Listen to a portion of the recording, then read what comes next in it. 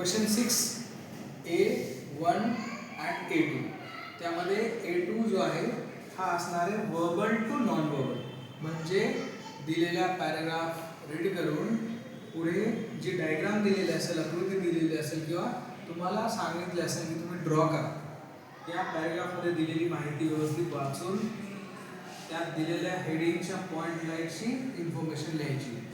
Suppose हा paragraph इथे दिला आहे, given below is a paragraph about city life and village life. या पॅराग्राफमध्ये सिटी आणि विलेज लाईफची तुलना आहे. इथे तुम्हाला सांगितलं काय, हा चार्ट दिलेला आहे. Sources, surrounding, houses, traffic, air, lifestyle, language and occupation, म्हणजे हे त्यामध्ये इन्फॉर्मेशन ऑलरेडी दिलेले आहे. मग खेड्यातील लोकांचं सराउंडिंग कसं आहे ते विलेज लाईफमध्ये जे बॉक्सेस आहेत त्यात लिहायचं. तसंच सिटी लाईफमध्ये कसं सराउंडिंग आहे ते. दुसरा मिनी पॉईंट आहे हाऊसेस, शहरातली घरं कशी आहेत या पॅराग्राफमध्ये आहे. तसंच गावामधली खेड्यांमधली घरे कशी आहेत या पॅराग्राफमध्ये दिलेलं आहे. म्हणजे या पद्धतीने आपल्याला त्या दिलेल्या सब पॉईंट्सला या पॅराग्राफमध्ये रीड आउट करून सॉल्व करायचं.